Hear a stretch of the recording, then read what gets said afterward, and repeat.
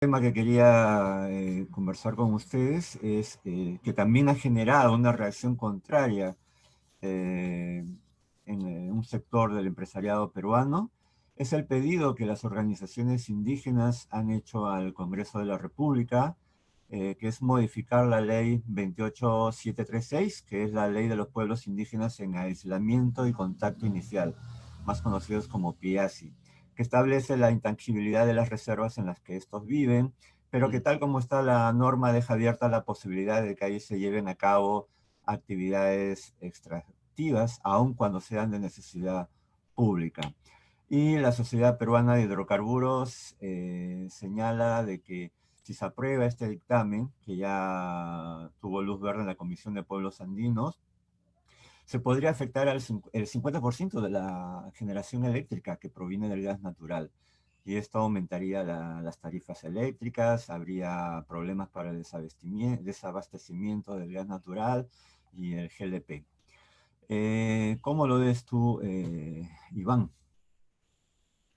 Quizá rápidamente explicar de qué trata todo este tema, ¿no? Los pueblos en aislamiento son parte de pueblos indígenas que por razones históricas, pues, fueron a vivir a lugares muy alejados, ¿no? Y terminaron estando aislados del resto del país, ¿no?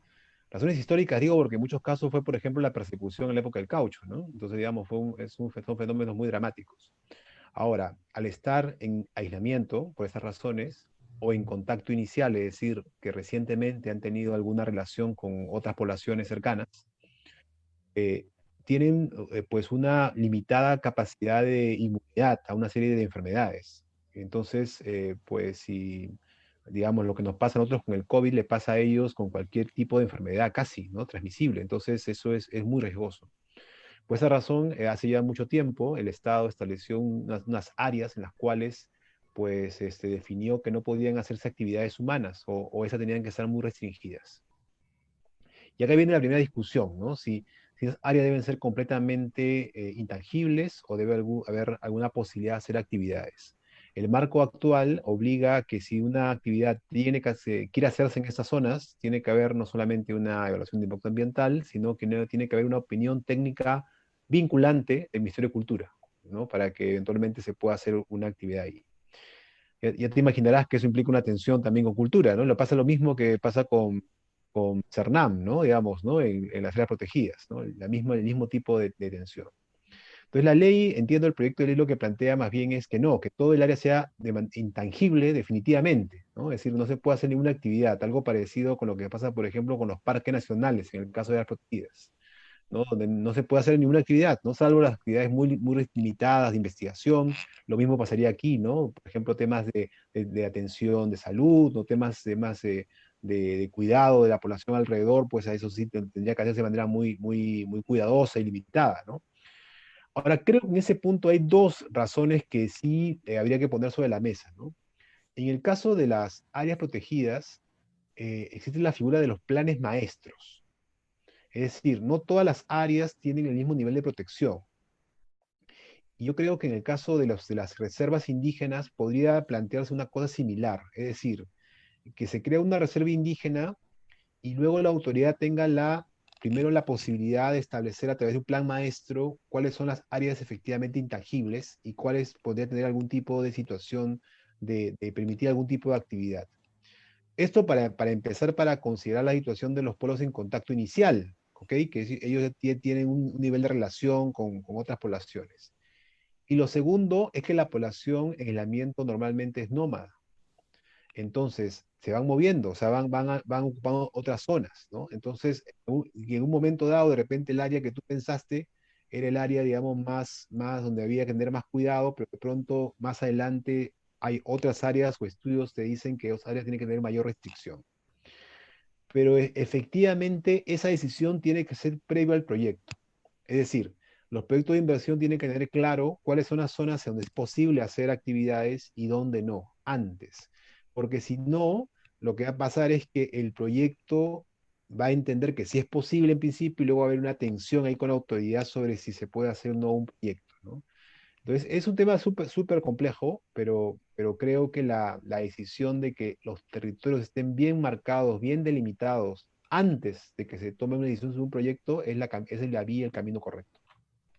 No obstante que, como tú dices, en el caso de las poblaciones que son nómades, pueden estar luego en territorios donde sí se considera actividad extractiva, Exacto, ¿no? exacto, exactamente es el punto, sí.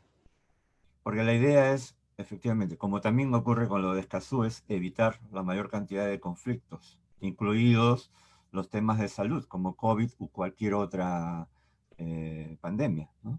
O Entonces, enfermedad. aquí el riesgo es mortal, o sea, la posibilidad de que una persona muera como consecuencia de un error en la autorización de una actividad. Es el riesgo, es una decisión muy, muy difícil, ¿no? Entonces, por lo tanto, es mejor que eso no dependa de una evaluación proyecto por proyecto, sino que dependa más bien de decisiones sobre evaluaciones territoriales. Y nuevamente volvemos al tema del territorio, ¿no? O sea, la decisión debe ser sobre el territorio y no sobre los proyectos. Ujú. Isabel, ¿cuál es tu mirada sobre este tema? Sí, definitivamente creo que, Iván, sería bueno recordar el caso de Shell en Camisea, ¿no? Creo que ese caso ejemplifica bastante cuál es el impacto que se puede causar a estas poblaciones indígenas, ¿no? O sea, el impacto que se causó en su momento es un impacto que ha trascendido a los 80, definitivamente, ¿no? Y por eso, Alberto, desde el SPDA sí propusimos trabajar en esta intangibilidad absoluta de las reservas indígenas. Sin embargo, escuchando a Iván, sí creo que el tema quizás requiere una discusión mucho más amplia para poder definir, o sea, la definición de las áreas protegidas y de todos estos sistemas y medidas de protección tomó tiempo, y la implementación también. Ahora, hay que hacer mejoras a la forma de protección. El caso de la Reserva Nacional de Paracas nos muestra que sí, que hay que tener mejores reglas, hay que repensar este sistema y por lo tanto creo que también frente a poblaciones indígenas, frente a PIASI, abre la oportunidad de ver cómo mejoramos esta obligación del Estado que se impone en una norma del año 75, Alberto, ¿no? Cuando hablamos de reservas indígenas, estamos hablando de reservas territoriales cuyo mandato de protección sale en la ley del año 75. Y obviamente habría que mirar cómo repensamos esto y cómo establecemos condiciones bastante claras y fuertes. Pero sin embargo, al igual que Iván, consideramos que hay que proteger a estas poblaciones y el Ministerio de Cultura obviamente es la institucionalidad que debería estar involucrada y debería liderar todo este proceso. Podríamos Alberto. seguir hablando de muchos temas que tienen que ver con el medio ambiente, pero no, ya no hay mucho tiempo. Sin embargo, me gustaría terminar esta jornada con cuáles consideran ustedes que son los retos ambientales en este regreso a la nueva normalidad. Eh, Bueno, sí, adelante, Isabel. ay, perdón. Hablando un poco, porque era un tema que no quería dejar de mencionar, creo que el principal reto es cómo regresamos a esta nueva normalidad implementando el derecho de participación y el derecho de consulta, ¿no? ¿Por qué? Porque cuando sale el decreto legislativo 1500 y señala que se tienen que implementar mecanismos de participación, pero considerando el contexto de pandemia en el que vivimos y los mecanismos de virtualización, la pregunta es, ¿cuál es el margen de realidad que van a tener las autoridades al momento de implementar esto? Y si estamos hablando de consulta previa, y hemos escuchado a la ministra de Economía y Finanzas que señala que va a otorgar financiamiento para que el Ministerio de Cultura pueda terminar el proceso que ha venido llevando. La pregunta es, ¿cómo se va a dar este proceso de consulta? Porque si lo que uno quiere es un diálogo cultural, intercultural efectivo, el proceso de virtualización va a lograr eso, ¿no? Entonces, tanto en el derecho de participación ciudadana como en el derecho de consulta, esa virtualización puede desnaturalizar realmente una implementación efectiva de estos derechos y hay que tener mucho cuidado para que esa reactivación económica no vulnere estos derechos cuando estamos hablando de proyectos de inversión de infraestructura, extractivos o cualquier otro tipo de proyecto. Iván. Sí, yo me centraría en dos principios de la consulta, ¿no?